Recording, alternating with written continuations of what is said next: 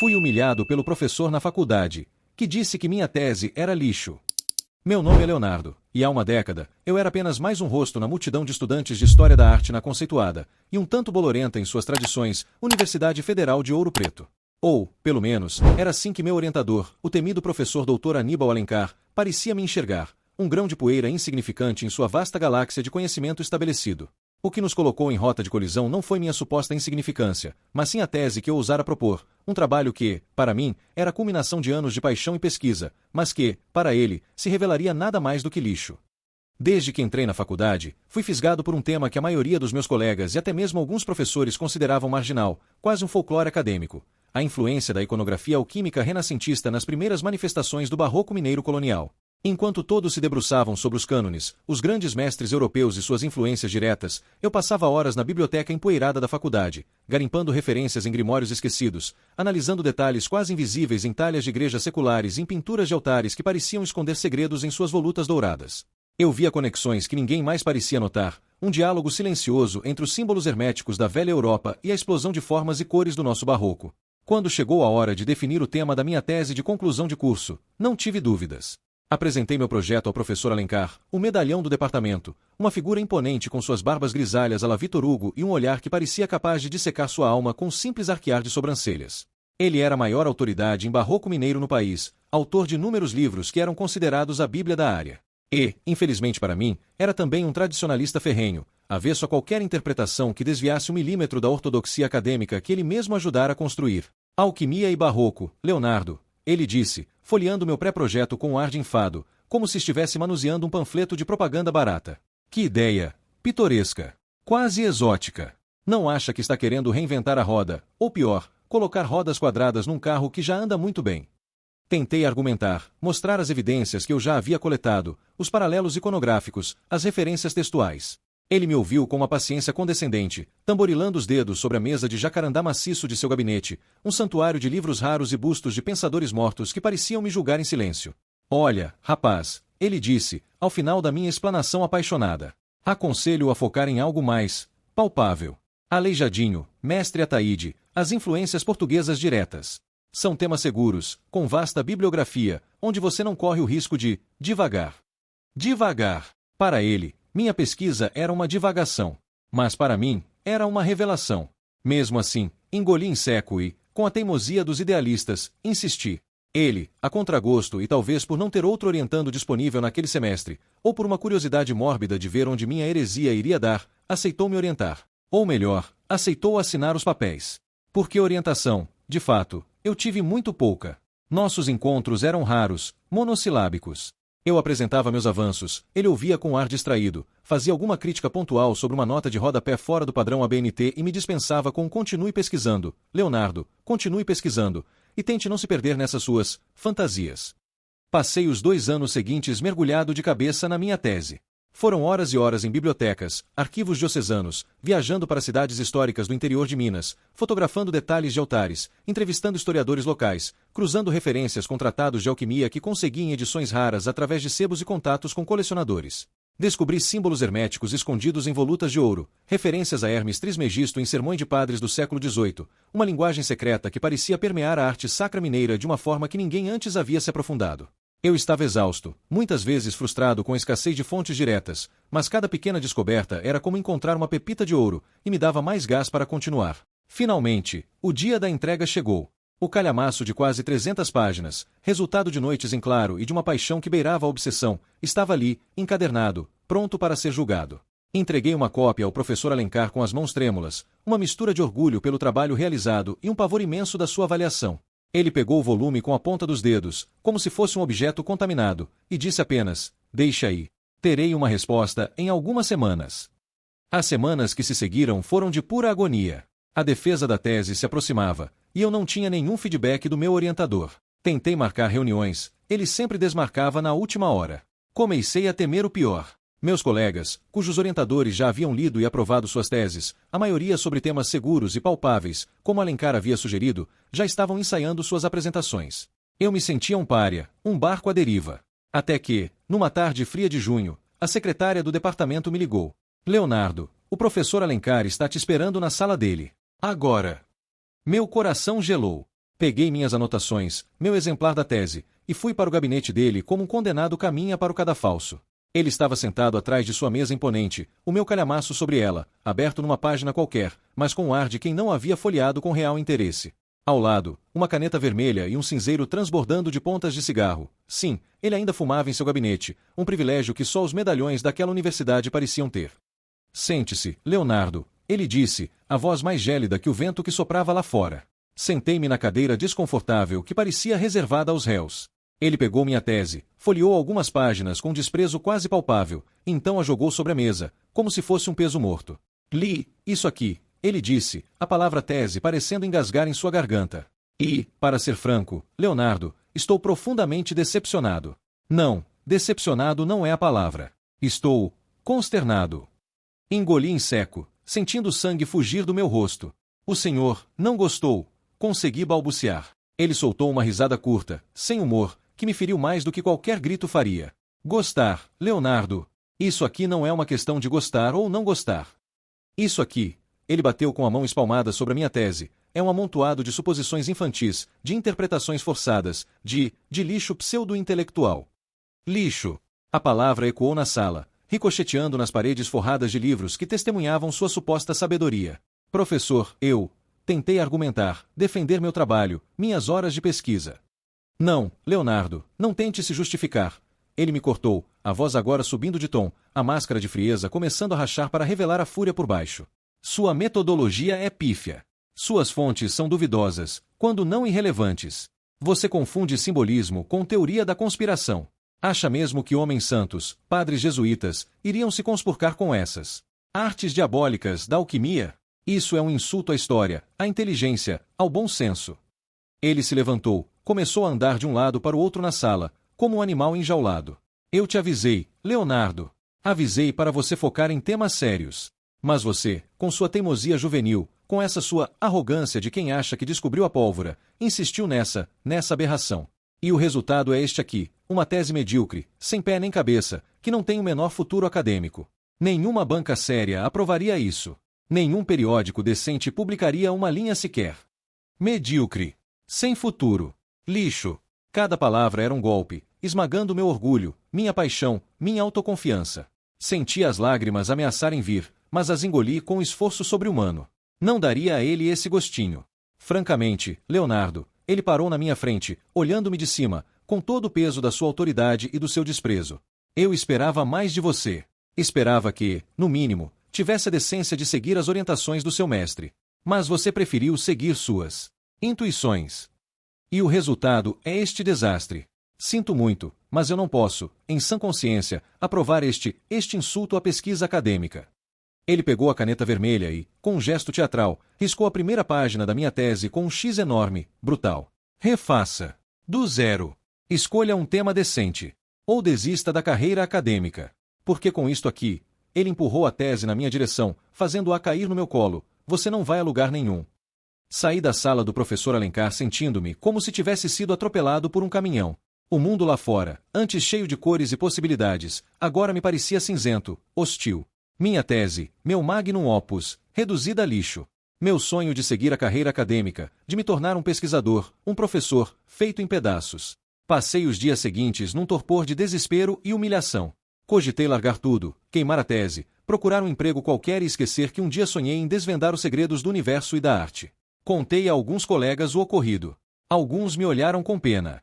Outros, com um brilho de eu avisei nos olhos, afinal, desafiar o professor Alencar era suicídio acadêmico. Mas, numa noite insone, em meio à bagunça de livros e anotações espalhados pelo meu quarto minúsculo de república, peguei minha tese novamente. O X vermelho na capa parecia me encarar, zombeteiro. Comecei a folheá-la, não com os olhos do aluno humilhado, mas com a paixão do pesquisador que havia dedicado anos àquele trabalho. E, à medida que relia meus argumentos, minhas descobertas, as conexões que eu havia estabelecido, uma chama antiga, teimosa, começou a se reacender dentro de mim.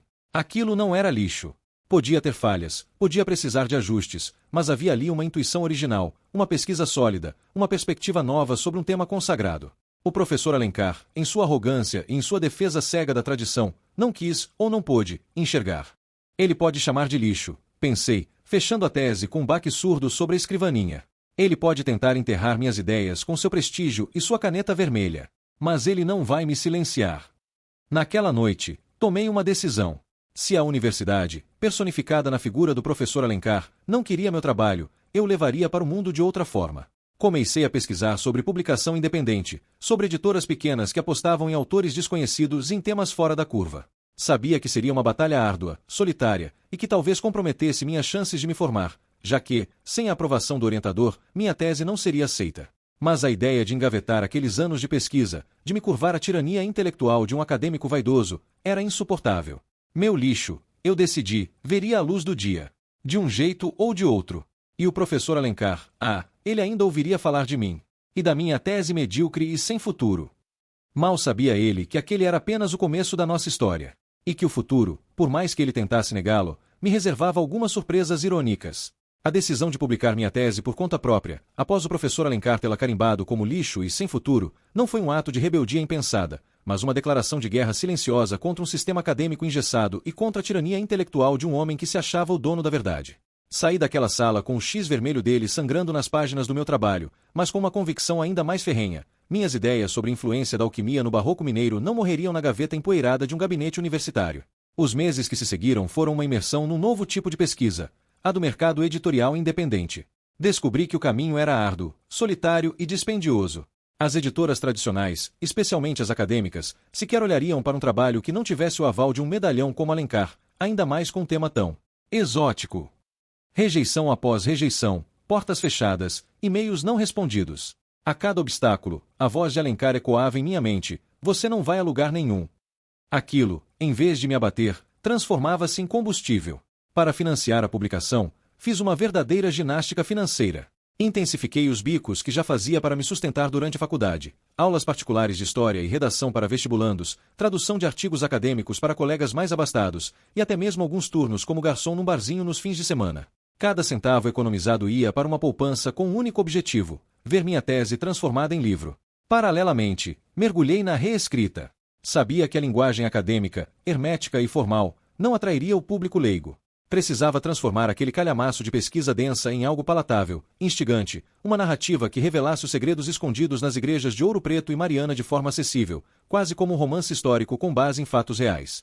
Contratei, com o pouco dinheiro que tinha, uma revisora freelancer, uma senhora aposentada que, para minha surpresa, se encantou com o tema e me deu dicas valiosíssimas sobre como tornar o texto mais fluido e atraente. Enquanto isso, minha situação na universidade era delicada. O professor Alencar, claro, não facilitou em nada minha vida acadêmica. Minha matrícula ficou pendente, minha formatura, adiada. Ele espalhou pelos corredores do departamento a história do aluno teimoso com ideias mirabolantes, e muitos colegas e outros professores passaram a me olhar com uma mistura de pena e desconfiança. Eu era o rebelde sem causa, o futuro fracassado. Após quase um ano de trabalho árduo na adaptação do texto e de economias franciscanas, finalmente consegui juntar o suficiente para uma pequena tiragem independente. Encontrei uma gráfica pequena, de um senhor simpático que topou imprimir 500 exemplares do meu livro, que batizei de O Ouro Escondido dos Anjos, Alquimia e Simbolismo no Coração do Barroco Mineiro. A capa, desenhei eu mesmo, com a imagem de um anjo barroco segurando um atanor, o forno alquímico. Era um risco enorme. Se aqueles 500 exemplares encalhassem, eu estaria não só com o diploma atrasado, mas também com uma dívida considerável. O lançamento foi modesto, numa pequena livraria de Ouro Preto, com a presença de alguns poucos amigos da faculdade que ainda acreditavam em mim e de alguns curiosos atraídos pelo tema. Vendi uns 30 exemplares naquela noite. Um começo tímido, mas, para mim, uma vitória pessoal imensa. Ver meu lixo transformado num livro de verdade, com meu nome na capa, era uma sensação indescritível. Os primeiros meses foram de vendas homeopáticas. Deixei exemplares em consignação em algumas livrarias de cidades históricas, criei um blog simples para divulgar o trabalho, mandei cópias para alguns jornalistas culturais e historiadores de arte que eu admirava, sem muita esperança de resposta. E então, o inesperado aconteceu. Um conhecido historiador de arte de São Paulo, famoso por seus programas de TV e por seus livros que descomplicavam a arte para o grande público, leu O Ouro Escondido dos Anjos. E amou. Escreveu uma resenha elogiosa em sua coluna dominical num jornal de grande circulação, chamando o livro de uma lufada de ar fresco na historiografia da arte brasileira e elogiando a coragem e a originalidade da pesquisa de um jovem talento. Aquele artigo foi o estupim. Do dia para a noite, as livrarias começaram a me ligar, pedindo mais exemplares. Meu blog explodiu de acessos. Recebi convites para entrevistas em rádios locais, depois em programas de TV regionais. A primeira tiragem de 500 exemplares se esgotou em uma semana. Tive que correr para a gráfica e encomendar mais 1.000, depois mais 5.000. O livro começou a ganhar vida própria. Virou tema de debates em universidades, não na minha, claro, onde o professor Alencar provavelmente se remoía em seu gabinete, foi citado em artigos, ganhou resenhas em revistas especializadas.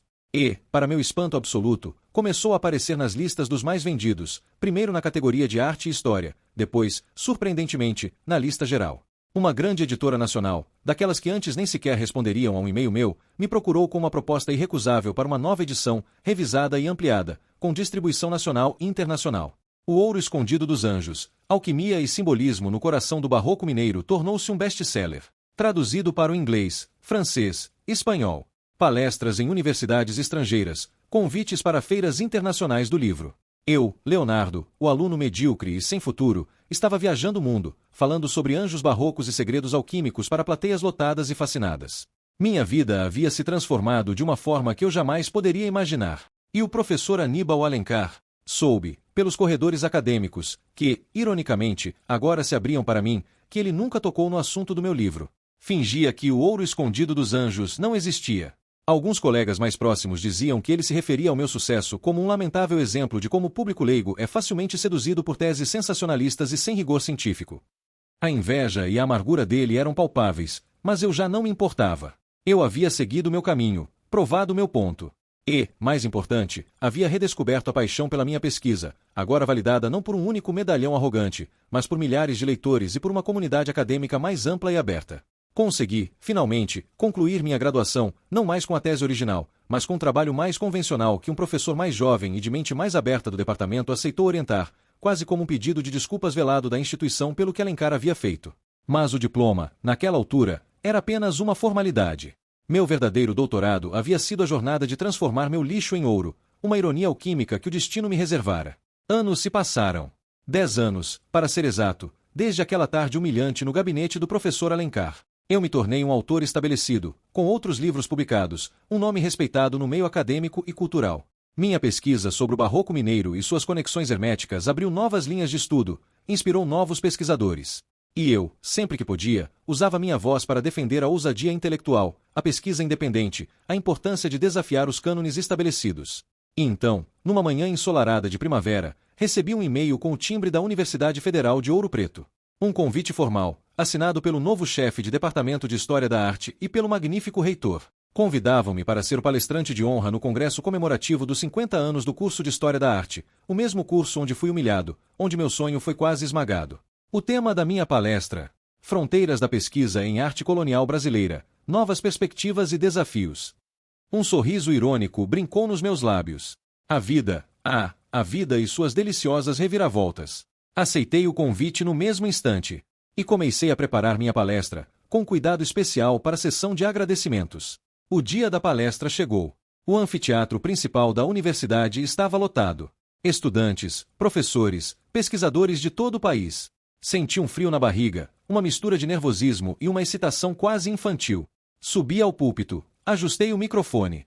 E, enquanto meus olhos percorriam a plateia, vi-o. Lá estava ele. Sentado na primeira fila, os cabelos agora completamente brancos, a postura um pouco mais curvada, mas os mesmos olhos analíticos, talvez um pouco mais cansados, fixos em mim. Professor Dr. Aníbal Alencar. O homem que chamou minha obra de lixo. O homem que disse que eu não tinha futuro. Ali, na minha frente, prestes a ouvir a palestra do autor do best-seller internacional que nasceu daquele lixo. Nossos olhares se cruzaram por um instante. Não houve reconhecimento imediato da parte dele, ou talvez ele não quisesse demonstrar. Mas eu sabia que ele sabia quem eu era. E eu sabia que ele sabia porque eu estava ali. Respirei fundo. A palestra terminou sob uma onda de aplausos entusiasmados e cochichos curiosos que se espalharam pela plateia. Enquanto eu descia do púlpito, sentindo o calor da recepção e a adrenalina daquele momento que parecia um acerto de contas cósmico, vi o professor Alencar, com uma palidez que não condizia com o ambiente festivo, tentar se levantar da primeira fila, os olhos ainda fixos em mim, uma expressão indecifrável no rosto. O que ele queria? Uma confrontação tardia? Um pedido de desculpas que jamais imaginei ouvir? Ou talvez apenas uma tentativa de se agarrar aos últimos resquícios de uma autoridade que, naquele instante, parecia ter se esvaído completamente. Eu não sabia ao certo, mas uma coisa era clara em meu íntimo. Aquela noite, e a minha longa e tortuosa história com ele e com aquela universidade, ainda não haviam chegado ao seu capítulo final. Aquele encontro na primeira fila era apenas o prelúdio de um novo ato. Os aplausos ainda ecoavam pelo anfiteatro histórico da Universidade Federal de Ouro Preto quando eu concluí minha palestra sobre as fronteiras da pesquisa em arte colonial brasileira. Meu coração batia forte, não apenas pela emoção de compartilhar minhas ideias com uma plateia tão qualificada e receptiva, mas pela visão que se descortinava à minha frente. Professor Aníbal Alencar, o homem que uma década antes havia classificado minha tese como lixo e sem futuro, estava ali, na primeira fila, pálido como um dos santos de pedra das igrejas que eu tanto estudei. Nossos olhares se cruzaram novamente quando fiz menção ao seu incentivo peculiar em meus agradecimentos finais, e vi um misto de choque, constrangimento e talvez, ouso dizer, uma sombra de arrependimento em suas feições antes tão impenetráveis. Enquanto eu descia do púlpito, uma pequena multidão de estudantes, jovens pesquisadores e alguns colegas professores me cercou, ansiosos por fazer perguntas, tecer comentários elogiosos, pedir autógrafos em exemplares do meu O Ouro Escondido dos Anjos. Era uma sensação surreal. Eu, o ex-aluno renegado, agora sendo tratado como uma celebridade acadêmica nos mesmos corredores onde, anos atrás, precisei andar de cabeça baixa, carregando o peso da desaprovação do meu orientador. Em meio aos cumprimentos e flashes de câmeras de celulares, vi o professor Alencar se mover. Ele se levantou lentamente, ajeitou o paletó que parecia um pouco grande demais para seus ombros agora mais curvados, e começou a caminhar em minha direção. Um corredor se abriu quase que instintivamente entre mim e ele. O burburinho ao meu redor diminuiu, todos os olhares se voltando para o iminente encontro entre o mestre e o discípulo rebelde que havia conquistado o mundo.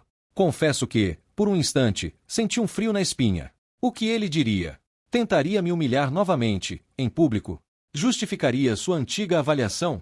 Ou, quem sabe, num rasgo de humildade que eu jamais esperei dele, pediria desculpas? Ele parou a poucos passos de mim. Seus olhos, antes tão cortantes e cheios de uma certeza arrogante, agora pareciam cansados, quase suplicantes. Havia um tremor em seus lábios finos. Leonardo, ele começou, a voz rouca, quase um sussurro, abafada pelo silêncio expectante que se formou ao nosso redor. Sua palestra foi notável. Notável. Vindo dele, era quase um elogio rasgado. Mas eu não estava ali para buscar sua aprovação tardia. Obrigado, professor Alencar, respondi, a voz calma, profissional, mas com um toque de ironia que eu tinha certeza que ele captaria. Fico feliz que, desta vez, meu trabalho tenha lhe parecido, no mínimo, notável. É um avanço considerável em relação ao lixo pseudo-intelectual de uma década atrás, não acha? Vi um rubor subir pelo pescoço dele, manchando sua palidez. Ele abriu a boca para responder, mas hesitou, como se as palavras certas lhe fugissem. Ele tentou novamente. Eu talvez tenha sido um pouco severo em minha avaliação na época. O rigor acadêmico, você sabe, às vezes nos leva a ser cego para o novo, professor. Completei a frase por ele, sem perder o tom polido, mas incisivo. A confundir originalidade com fantasia. A tentar podar as asas de um jovem pesquisador apenas porque suas ideias desafiavam o comodismo do conhecimento estabelecido que o senhor tanto prezava em defender. Ele engoliu em seco. Alguns dos professores mais antigos que nos observavam pareciam desconfortáveis. Os estudantes mais jovens, por outro lado, tinham um brilho de admiração nos olhos, como se estivessem testemunhando Davi enfrentando Golias. O mundo acadêmico é complexo, Leonardo, ele argumentou, a voz ainda fraca, buscando uma justificativa que soasse minimamente plausível. Havia protocolos, padrões. Sua tese, na época, parecia disruptiva demais. Disruptiva ou simplesmente à frente do seu tempo, professor? Questionei, e pela primeira vez, permiti que um sorriso genuíno, de quem sabe que venceu a batalha, surgisse em meus lábios. Acontece que o lixo que o senhor tentou varrer para debaixo do tapete da ortodoxia acabou encontrando seu caminho para as prateleiras das livrarias do mundo todo. E, pelo visto, para o currículo de algumas universidades que não tiveram medo de divagar junto comigo. Aquele foi o golpe final. Vi os ombros dele caírem, a última centelha de combatividade se esvaindo de seu olhar. Ele não tinha mais argumentos. A realidade do meu sucesso, do alcance que minhas ideias mirabolantes haviam conquistado, era um fato incontestável, ali, personificado em mim, o palestrante de honra do cinquentenário do curso que ele considerava seu feudo particular. Eu gostaria de parabenizá-lo pelo seu sucesso, Leonardo, ele disse, finalmente, a voz quase inaudível. Você provou que eu estava errado. Era o mais próximo de um pedido de desculpas que eu jamais esperaria dele. E, para ser honesto, aquilo já não me importava tanto quanto eu imaginei que importaria um dia. A necessidade da aprovação dele havia se dissipado com o tempo, substituída pela certeza do meu próprio valor, construído à revelia dele. Obrigado, professor, respondi, com um leve aceno de cabeça. Mas o maior agradecimento, como eu disse na palestra, vai para sua falta de visão. Ela foi, sem dúvida, minha maior professora. Ensinou-me a ter resiliência, a acreditar em mim mesmo e, principalmente, a nunca deixar que a arrogância de um único homem defina os limites dos meus sonhos. Virei-me e me afastei, deixando-o ali, parado no meio do salão, enquanto os aplausos, desta vez mais discretos, mas carregados de um significado profundo, voltavam a ecoar, direcionados a mim. Nos dias e semanas que se seguiram àquele congresso, a história do meu agradecimento irônico ao professor Alencar se espalhou como fogo nos corredores da universidade e nos círculos acadêmicos do país. Alguns o criticaram abertamente pela sua postura no passado. Outros, mais corporativistas, tentaram minimizar o episódio, alegando que todo grande pesquisador enfrenta resistência no início. Mas o estrago na reputação do medalhão já estava feito. Soube que ele se tornou uma figura mais reclusa, que suas aulas perderam o brilho autoritário de antes, e que alguns de seus orientandos mais promissores começaram a buscar outros mentores, com medo de terem suas ideias originais podadas pela mesma tesoura cega que tentou cortar minhas asas. A universidade, constrangida pelo episódio, mas também ciente do prestígio que meu nome agora trazia, me convidou para integrar um comitê de avaliação de projetos de pesquisa inovadores, com foco em temas interdisciplinares e abordagens não convencionais. Aceitei.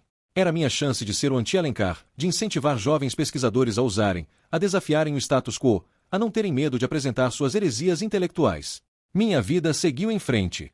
Publiquei outros livros, continuei minhas pesquisas, minhas palestras. O Ouro Escondido dos Anjos se tornou um clássico, um divisor de águas nos estudos sobre o barroco mineiro. E eu, o garoto que um dia teve seu sonho esmagado por um professor arrogante, tornei-me a prova viva de que a paixão, a perseverança e a fé nas próprias ideias podem, sim, mover montanhas, ou, no caso, desenterrar tesouros escondidos sob camadas de preconceito e tradicionalismo. Quanto ao professor Alencar, nunca mais o encontrei pessoalmente. Soube que se aposentou alguns anos depois do congresso, de forma discreta, quase melancólica. Não senti alegria pela sua queda, nem guardei rancor. A vida, com suas ironias, já havia se encarregado de dar a ele a lição que ele tanto precisava aprender. Minha vingança não foi sobre humilhá-lo, mas sobre transcender a humilhação que ele me impôs. Foi sobre transformar o lixo que ele viu em mim na matéria-prima da minha maior obra. E, no silêncio do meu trabalho, na voz dos meus leitores, na inspiração que eu talvez tenha despertado em outros jovens pesquisadores, encontrei a verdadeira e duradoura satisfação. O futuro que ele disse que eu não tinha, eu o construí, com minhas próprias mãos. E ele era muito mais brilhante do que qualquer um de nós, inclusive eu mesmo, poderia ter imaginado naquela tarde fria e cinzenta em seu gabinete. E essa, meus amigos, é a alquimia mais poderosa de todas, a de transformar a dor em ouro, a rejeição em triunfo, e a falta de visão alheia na bússola que nos guia para o nosso verdadeiro e inestimável destino.